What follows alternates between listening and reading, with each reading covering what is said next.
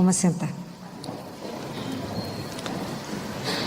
A primeira coisa que eu queria falar para vocês, para quem está com a Bíblia, antes da gente entrar no que nós vamos meditar hoje, não é?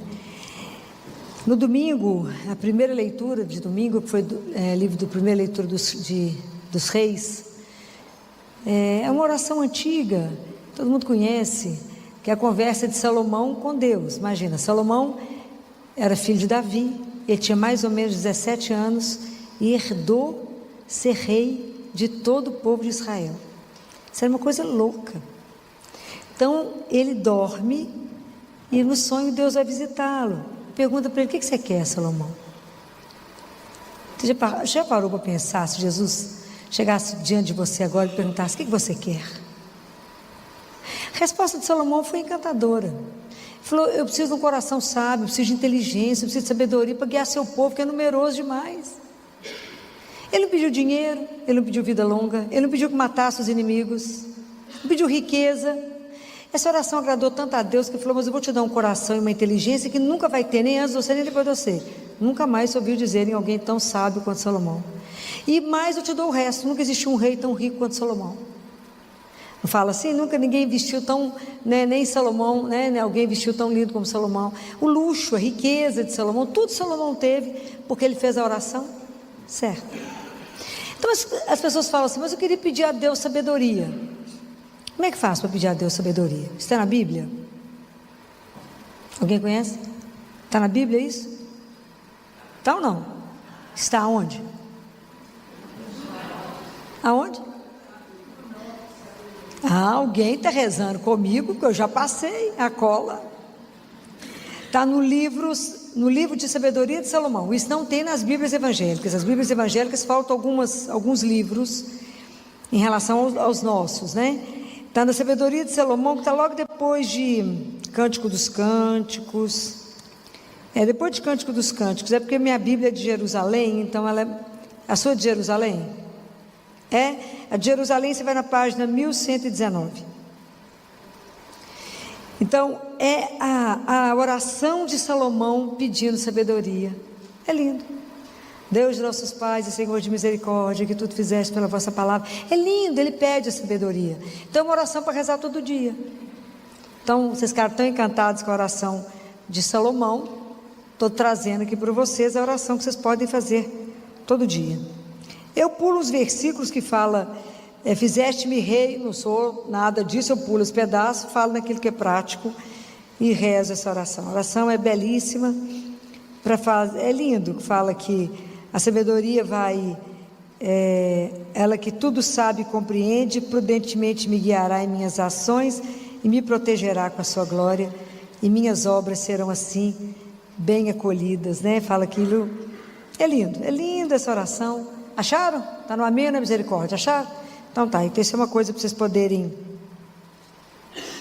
para vocês terem, né? Para quem quiser ler, quiser conseguir sabedoria, E a outra coisa que eu trouxe para vocês, que a gente vive num mundo hoje que pecado não existe, não é assim? Você fala em pecado, o pessoal fala: o quê? Que negócio que é esse? Nem existe essa palavra mais. Mas existe um livro que porque o pecado ele é muito bem descrito na Suma Teológica de Tomás de Aquino. Mas as Sumas Teológicas de Tomás de Aquino, aquela luta. Mas esse autor aqui, ele fez um compilado de Tomás de Aquino, os 7 pecados capitais. E aqui ele explica quem são as filhas do pecado, a mãe e o pai do pecado, a luta. Vocês vão cair duro, comentar das coisas, vocês vão ler. Mas é importante que você precisa ler. Ele fala desde São Gregório Magno. Vocês vão descobrir que Gregório, antes de ele ser papa, ele foi prefeito de Roma. Olha que legal. Está bacana, de um pai muito rico. Por que ele virou Magno? Por que ele é um Papa Magno? A gente não sabe de nada, né? Fala São Gregório Magno, não sabe nem o que está falando, né? Bom para estudar.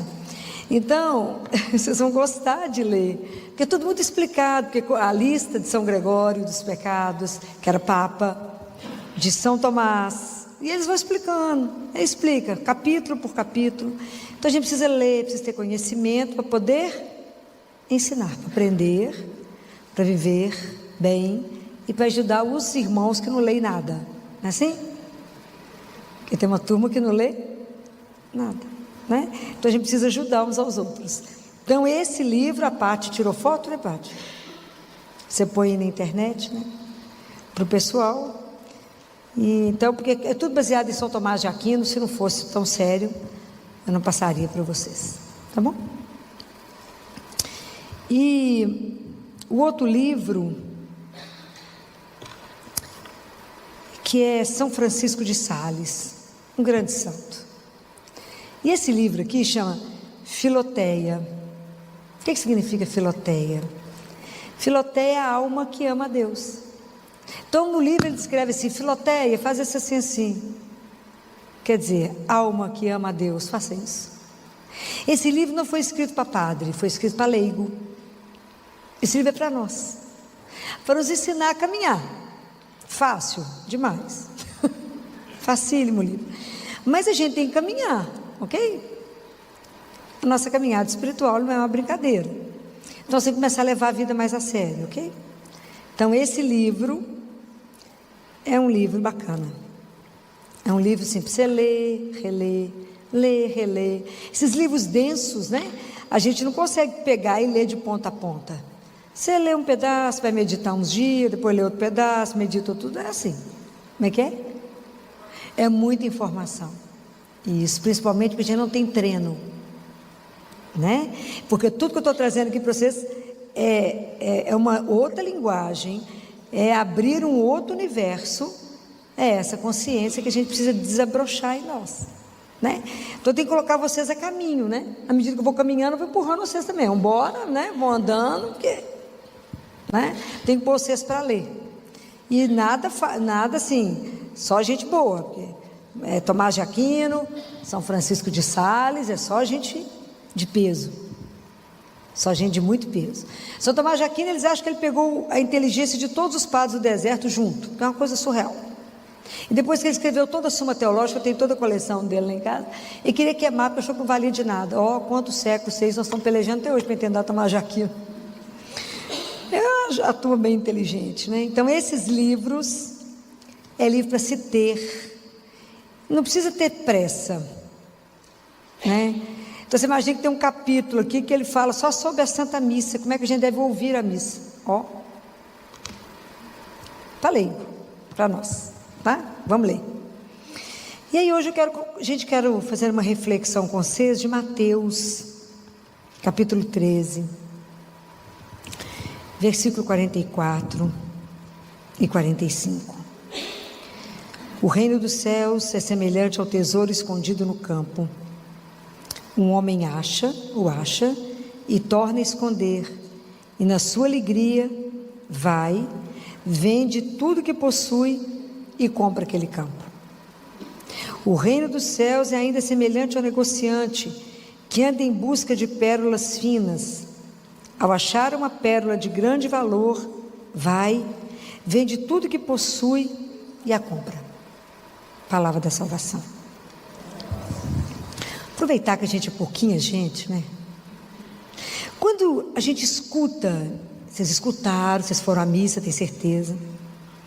Quando vocês escutam isso, o reino de Deus é semelhante a um tesouro escondido no campo. O homem acha o tesouro, então está errado, porque ele acha o tesouro e esconde de novo. Você fazer isso? Você fazer isso? E? O que é esse tesouro? E o que é essa pérola? Vocês escutaram isso, foram para casa do mesmo jeito que entraram na igreja ou pensaram no assunto? De verdade. De verdade. Se a palavra de Deus não entrar no meu coração e não fizer disso vida, serviu para quê? Para nada. Ok? A palavra de Deus tem que gerar em mim vida. Eu tenho que me fazer pensar o que é essa pérola, o que é esse tesouro. Se não entendi, Jesus explicou isso, que o reino de Deus é semelhante a um tesouro, um homem vendeu, guardou. E o que eu tenho com isso 2 anos, 1000 anos atrás? Depois, para frente. Se vocês entraram na igreja, escutou isso e saiu igual, resolveu o quê? Vocês não podem sair daqui do mesmo jeito hoje não, misericórdia. Tem que traduzir isso aqui para vocês. Quando fala em tesouro, quando fala uma pérola preciosa que ninguém tem, a mais preciosa de todas. Eu estou falando de algo de extremo valor, de algo que alguém deseja. Então, o reino de Deus é o quê? É Jesus. O reino de Deus é Ele. Ele é o reino. E Jesus fala assim, lá em Lucas, a cabeça está ficando ruim, o semestre está começando, a cabeça está ruim. Em Lucas, se não me engano, 17, até razoável aqui agora. Até abri no Lucas aqui, é misericórdia. Então, Jesus, os fariseus falam com ele sobre o reino de Deus, e fala, o reino de Deus, ele não é observável, não se pode dizer ele está aqui, está ali, porque o reino de Deus está dentro de vós. Se eu não entendi nada, então vamos entender. O que é mais difícil para nós que somos cristãos? Nós somos cristãos, batizados, a gente vem à igreja, assiste missa, mas como é difícil para nós entender uma palavra que eu vou dizer agora: vida divina. Deus habita em mim, Deus habita em você. Você acredita nisso? Fala mais ou menos, mas nunca pensei sobre o assunto. Estou falando mentira? Não. Mas não somos batizados? Somos. Então o dom que nós recebemos de Deus é a vida de Deus em nós. Qual que é a única coisa que pode tirar Deus de nós? O pecado. O pecado é que corta. Mas Deus veio habitar em nós. Então, mesmo nós sendo católicos, cristãos, batizados, crismados, fazemos um monte de retiro, a nossa vida espiritual, pensa nessa imagem que eu vou dizer agora, lembra do mar, e pensa em uma madeira boiando. A nossa vida divina é assim. A nossa vida, quando fala em vida divina, ela está na superfície, eu não mergulho. Compreenderam? Mas não é exatamente essa imagem? Não, sou cristão, sou católico, mas o que isso faz de diferença na sua vida? De verdade? Muito pouco. Então nós estamos vivendo como se a gente fosse pagão batizado. É grave. Estou falando mentira? Não. Mas estou falando isso para sacudir mesmo. Nós estamos vivendo mais ou menos como pagão batizado, porque a gente de verdade, a gente não pensa na vida divina. A gente não pensa que de verdade Deus habita. A gente não pensa. Quando Marta, Lázaro tinha morrido, Jesus chegou na casa de Marta. Marta foi encontrar com ele do lado de fora, e depois foi atrás de Maria e falou o que com Maria? O mestre está aí e te chama. Deus nos chama o dia inteiro. A gente fala, se tivesse lá igual Maria, Jesus chamando, ele está te chamando o dia inteiro. A gente não escuta, porque a gente não presta atenção. Nós somos assim. Deus veio ao encontro da samaritana, e quando ele veio encontrar com a samaritana, que ele sentou na borda do poço, era a hora sexta. Hora sexta quer dizer a hora que eu vou me transformar, a hora que eu mudo na minha vida, que eu tomo uma atitude, se torna a hora sexta.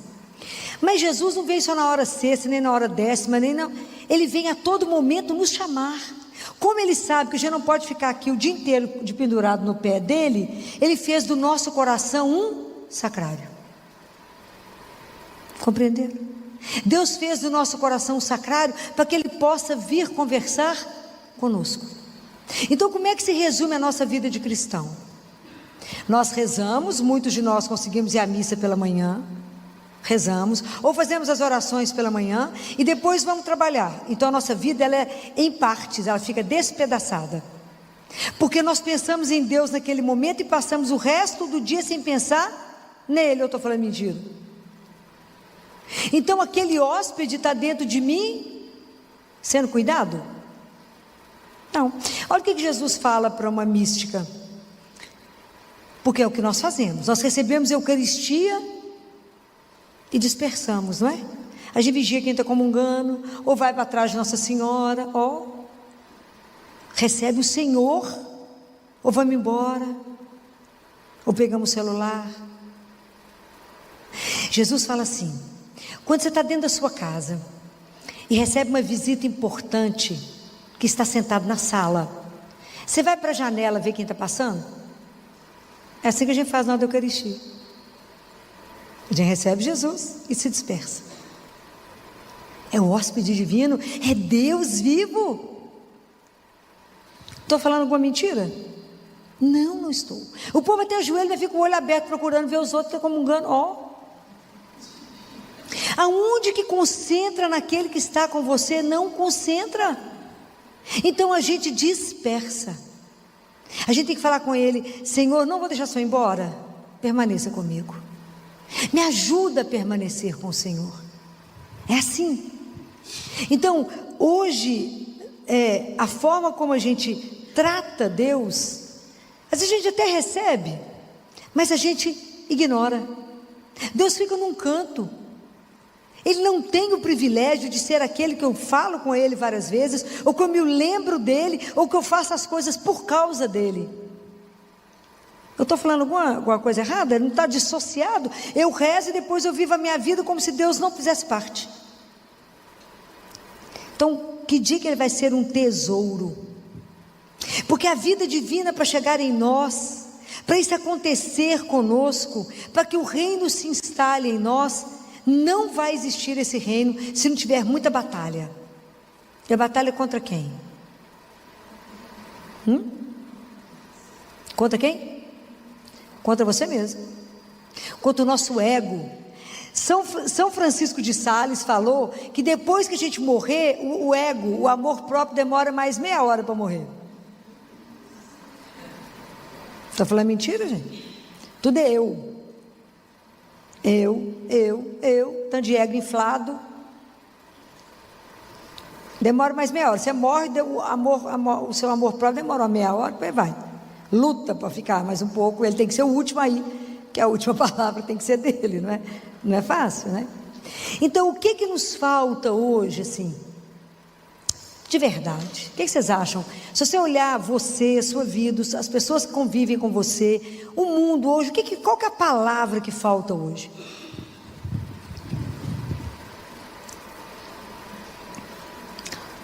É o recolhimento.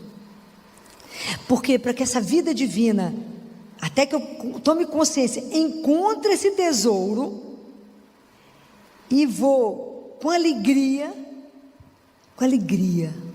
Como é que Jesus é terrível? O que ele fala na alegria? Sabe o que São Tomás de Aquino fala disso? Porque ele fala que a alegria é o primeiro efeito do amor e da entrega. Porque quando você ama, você descobrir Jesus profundamente e amá-lo, você se entrega. É o primeiro efeito do amor, né? A alegria, quando a gente está apaixonado, ficou retardado, rindo. Não é mais ou menos assim? Quando você imagina, quando você tiver, tomar consciência desse amor de Deus, é uma coisa louca na nossa vida. Então a primeira alegria é o primeiro efeito do amor. Por isso que a gente, ele vai com alegria e vende tudo que possui. O que você está precisando de vender, né, na sua vida, né? Então, nós, para poder vencermos e termos a vida, esse tesouro dentro de nós, essa pedra preciosa, são 3 caminhos. O primeiro é eu tomar consciência de mim, eu mergulhar. O segundo é descobrir que sou eu e ele, e depois é só ele. Então vamos falar por etapa. Então, falei que nós somos igual uma tábua na superfície. Jesus sempre encontrou com pessoas que ele fez convites, e hoje ele está fazendo para nós. Uma dessas pessoas famosas da Bíblia que Jesus falou foi Zaqueu. Desce, Zaqueu, desce, vai para a sua casa, que hoje eu vou lá, vou te encontrar. Foi assim? Hoje eu quero estar na sua casa. Desce Zaqueu despencado daquela árvore, e o espaço que ele tinha que fazer era pequeno, porque ele tinha que descer da árvore e chegar em casa. Muito bem. Zaqueu saiu de casa para ver Jesus, não foi? Nós saímos de casa muitas vezes não é para ver Jesus, é? Eu estou entediado, vou ver a rua, vou ver a moto meio sozinha, vou bater uma perna no shopping, eu vou fazer outra coisa, menos procurar aquele que já está dentro de mim, né? Então eu saio muitas vezes para ver o movimento da rua, para ver a rua, para ver um tanto de coisa, mas não para procurar. Zaqueu saiu para ver Jesus. E Jesus falou: desce, Zaqueu, entra na sua casa, ou luta. A gente acha que essa é a tarefa mais fácil. E se lá entrar dentro de mim é facinho, mentira. Coitado do Zaqueu, para sair da árvore e chegar em casa, o tanto de gente que tentou segurar Zaqueu. Zaqueu, você é aquele que ele falou com você? Tanta gente tentou segurar, entreter, reter, distrair Zaqueu. Quantas coisas na nossa vida nos distraem. Por que é tão difícil entrar? Porque eu vou descobrir que tem tanta coisa que me impede. O tanto de coisa que eu vou descobrir que habita em mim. É tão interessante isso que a gente lembra quando José foi procurar um lugar para Jesus nascer. Bateu na porta da hospedaria e não tinha lugar na hospedaria, não é assim? A nossa alma, gente, é igual um albergue. Habita tanta coisa, é tanta gente que frequenta a nossa alma e não tem lugar para Deus. Falei mentira? Não. Não há lugar para Ele. A gente descobre que tem tanto ídolo, tem tanta gente que habita, que ele também habita num canto abandonado. De vez em quando eu lembro que Deus existe. E isso é espetacular, porque ele faz uma queixa lindíssima que eu fiz questão de anotar, para dessas almas abençoadas que ele resolve conversar. E isso é de chorar, porque ele faz uma queixa. Ele faz assim: quis ser teu hóspede, mas não me abriste a porta, não quisestes me receber. Tive fome e não me deste de comer. Estava em ti, por não te recolheres, não me recolheste. Tinha fome de me dar a ti. Tinha este desejo que não variou desde a noite de quinta-feira santa, de comer a Páscoa perpetuamente contigo, e tu não correspondestes ao meu desejo. Tu não te importastes com a minha fome, não me convidastes à tua mesa. Fome de quê que Jesus tem? De quê? Do seu amor. É fome do seu amor. Tinha sede deste amor que te via desperdiçar pelas criaturas, por tantas criaturas desprezíveis, por vezes até indignas, em todo caso 1000 vezes menos belas que eu. O Criador que sou eu, o amor, e tu zombaste dessa sede, ou nem dela te lembraste. É aquilo que ele fala para a samaritana. Ele chega e quando ele fala para a samaritana: dá-me de beber. A gente acha que ele está pedindo água, mas é água que ele falou? Está escrito água? Não, está escrito: dá-me de beber. Dá-me da sua vida, dá-me sofrimento, da sua história, dos seus sonhos, dá-me de beber, é isso que me interessa. Isso é belíssimo. Como é que Deus naquele momento se torna mendigo nosso? Porque a única pessoa na Bíblia que assenta e pede é o mendigo. Senão está sentado ensinando, que eram os grandes mestres da lei. Mas somente os cegos, os mendigos é que ficam nas beiradas pedindo. E Jesus se faz mendigo meu, ele veio por ti. Eu tinha sede de te ver destruir alguns dos seus gostos, seus caprichos, de todos esses nadinhas inúteis que se amontoavam em tua alma. Nadinhas inúteis. E nela espalhava a mais lastimosa desordem, para poder eu, o essencial, reinar nela como Senhor absoluto. Percebe a distância que nós estamos disso? De entender o que é esse reino em nós? E tu nada percebestes, nada compreendeste, ou se percebeste, nada quiseste comigo. Admito que te seja penoso abandonar o nada pelo tudo. Já observaram como é que o inútil nos chama atenção? É impressionante o tanto de coisa que nos dispersa no inútil. Mas afinal, não te fiz eu um ser racional? Não te naturalizei divino? Então, o quanto é difícil para nós entender que dentro de nós habita Deus, que tem uma vida divina em nós, que nós temos uma alma, que se eu não cuidar dela, ela pode ser salva, ela pode morrer, ela pode sofrer uma condenação eterna, e mesmo assim, a gente não desperta, a gente não acorda, a gente vai levando a vida para que está dormindo. Há uma alma em mim que eu não cuido, eu não leio, eu não me alimento da palavra, eu não me alimento da Eucaristia, eu não faço os meus sacramentos, eu não cuido da alma. Eu cuido do corpo, faço ginástica, estou mandando ninguém parar de fazer isso. Faço ginástica, eu faço botox, eu vou no salão, pinto cabelo, corto cabelo, eu faço isso. Isso está em dia, mas a alma está desidratada, desnutrida, asmática, qualquer coisa. Anêmica, O teu povo está desmaiando fácil? É porque a alma está fraca. Vocês acham que eu estou brincando? Tá não. Que povo desanimado com a vida, que desânimo, que luta,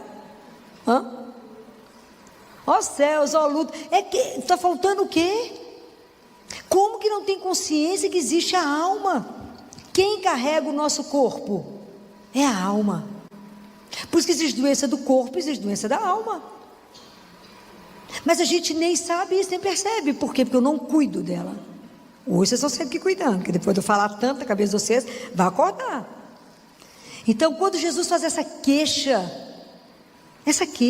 que a gente deixa ele num canto, e ele é a razão da nossa vida, ele é o grande tesouro que eu vou encontrar na vida, ele é o grande amor, aquele que me ama sem igual, ele é a pedra preciosa que o dia que eu encontro nada mais tem o valor que tem ele. Entender tudo isso, entender que muitas vezes na vida, que a gente fala demais ao contrário dos santos, todos os santos falavam pouco. Por quê? Porque falavam com Deus que habitava neles. Nós falamos demais, né? Para fora, mas não voltamos.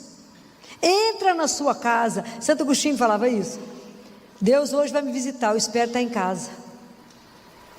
E assim, qualquer hora ele pode bater na sua porta, qualquer hora ele pode te chamar para uma conversa. Ele te vê triste, abatida, não consegue conversar, porque nós não voltamos para dentro, nós estamos para fora contando tudo para os outros, em vez de contar para o único que inclusive resolve, né? O resto dá um monte de palpite, não resolve nada. Então, voltar, né? É verdade, cada um tem uma opinião, né? Voltar, entender que aí eu vou começar a caminhar, eu vou começar a me ver, eu vou começar a ver a minha alma, vou começar a ver quanta coisa me impede de voar. São João da Cruz fala que não importa se o que prende a perninha de um passarinho é um fio fino ou um fio grosso, de toda forma ele impede ele de voar. O que hoje te impede de alçar voo diante de Deus? O que te impede? Quais são os seus apegos que você não abre mão? Que a gente é mais ou menos assim. Você pega o menino, está lá com aquele quarto lotado de brinquedos, parece uma loja, e fala, bem, vamos dar um brinquedinho para o menininho que não tem nenhum brinquedo. Aí quando você sugere um e fala, mãe, esse é o que eu mais amo na vida, nunca brinco, nem sabia que tinha um brinquedo. Está falando mentira? É igual a mãe que ensina para o menino assim, vamos rezar, reza, e fala com o Senhor, Senhor, eu te dou tudo que eu tenho. Aí a criança para e fala assim, menos o meu coelhinho. Então, o que nós estamos apegados? O que nos falta abrir mão? Tem coisas que a gente é preso, e a gente precisa aprender a não ter apego. Não é não amar as pessoas, não. Não é isso não. É não fazer com que aquilo seja a razão da sua vida. Qual que é a razão da nossa vida? Tem que ser Jesus. Está vendo como é que a nossa caminhada espiritual demora a começar? Porque às vezes eu ponho minha felicidade nas coisas ou na pessoa. Fala, gente, se aquele moço não vou ser feliz nunca. Ou ilusão. Ilusão. Sem aquele carro, você olha para o carro e fala, engraçado, eu achava que ele era melhor. Compra aquele sapato na loja e fala, como que eu vivi sem esse sapato até hoje? Compra um sapato engraçado, na loja ele é mais bonito, tinha mais luz em cima dele. É tanta culpa nos iludir, até a gente sair da vida da ilusão, para entrar na vida real, é um chão. Então eu descubro que Deus habita em mim, que eu tenho uma vida divina para cultivar, que tem um Deus que eu posso conversar, tem um Deus que me ama, que habita aqui. E aí eu tenho que prestar atenção que Ele caminha comigo, e que tudo que eu penso, tudo que eu sinto, tudo que eu faço, Ele acompanha. Não é como um juiz, não é isso. É como alguém que me ama, que não tem um pensamento seu que ele não conhece, não tem um sentimento que entrou nesse corpo que ele não conhece, mas que ele está ali para te amparar, para te acolher. Ele sim é aquele que você pode conversar. Ele sim é aquele que eu posso me voltar. Vai ler o castelo lá de Teresa de Ávila. Ela fez esse caminho que eu estou tentando ensinar. Claro que o caminho é mais dividido. Só estou falando 3 etapas aqui. É só para a gente tomar consciência desse tesouro, dessa pérola. É entrar em nós, né? É entender. Aí um desses santos, né, entrou no mosteiro, falaram com ele: e aí, qual que é a sua experiência de entrar no mosteiro? Ele falou: interessante, eu entrei aqui 2 pessoas. Agora uma só, o outro eu joguei pela janela. O que ele quer dizer com isso? Ele tomou consciência da vida divina que habitava nele, tomou consciência desse caminho, porque quanta coisa eu tenho que matar em mim. Se você quiser seguir a Jesus, pega a sua cruz e me siga. Quantas coisas eu tenho que deixar morrer no meu amor próprio, quantas coisas eu tenho que colocar sob a luz de Deus, quantas coisas de nadinha eu tenho que abrir mão, para que somente Deus possa reinar. Isso é um chão.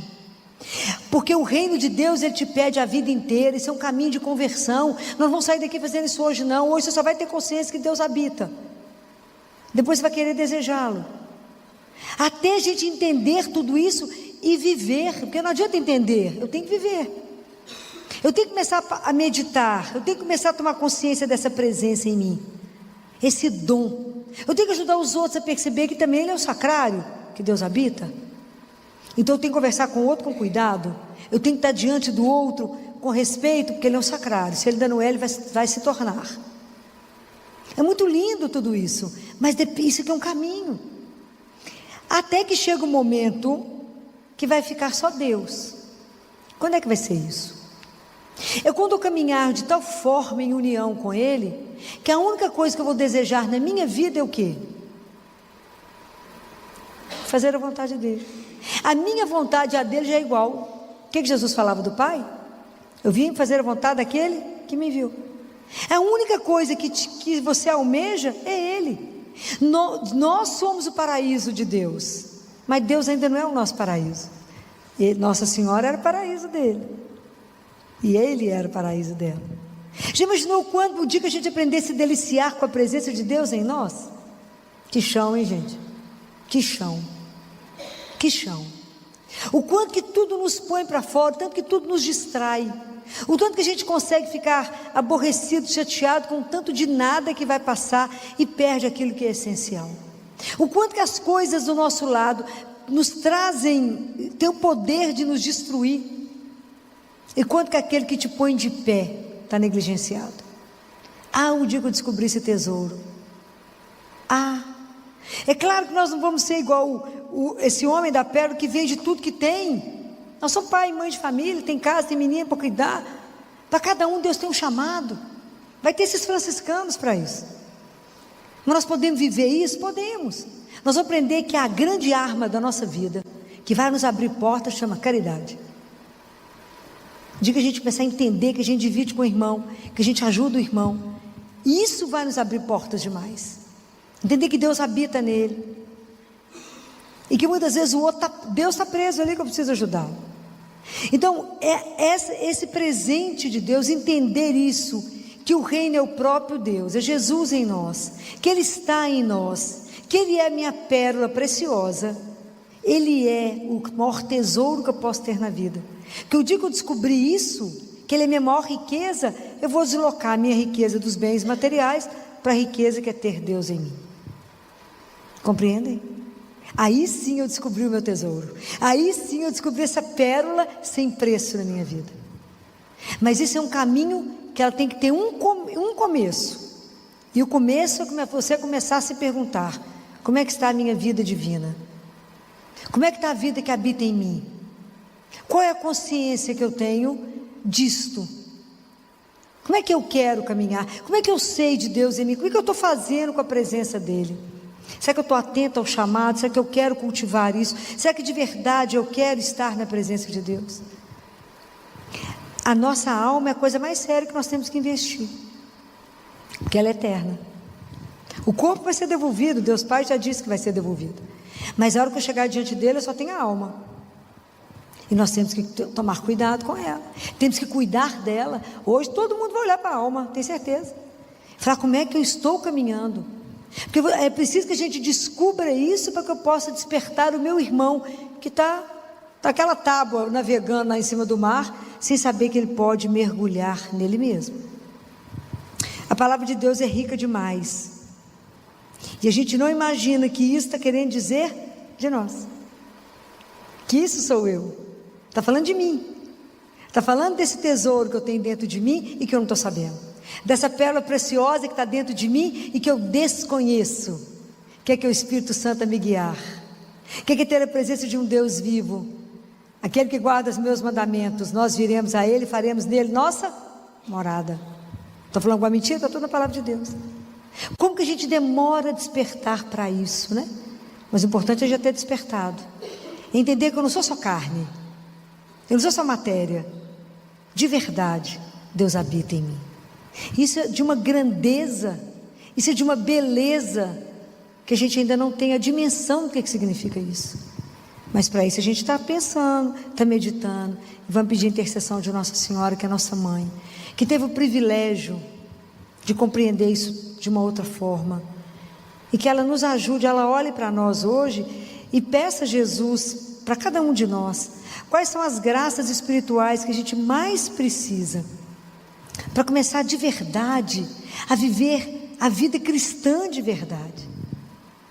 É essa vida divina nos incomodar, a estar atento, a não ter a vida despedaçada, a não ter a vida em dois momentos, mas ter a vida com Deus de forma contínua. Várias vezes por dia lembrar dele, pensar nele, conversar com ele. E não deixá-lo abandonado dentro de nós. Vocês vão até sair daqui pensando nisso. Será que eu deixei ele abandonado ou esquecido? De vez em quando falar, oi, você está aí? Falei, com quem você está conversando, minha filha? Pô, doida? Não. Alguém que habita em mim. Isso é uma coisa louca, a gente não tem dimensão disso não, porque é muito grande pensar nisso. Mas é real. Deus faz de nós o seu sacrário. Isso é belíssimo. Que Nossa Senhora hoje, ela peça a Jesus a graça para nós. Ela que foi sacrário vivo, que carregou Jesus 9 meses. Que ela nos ajude em tomando consciência dessa semente que hoje eu estou colocando no seu coração. Estou colocando uma semente. É o reino de Deus, é assim mesmo, vai crescendo. Porque a gente dorme e o reino cresce, não é? Jesus vai trabalhando à medida que eu permito. Fala, entra, Senhor. Vem cear comigo, me ensina, me ajuda.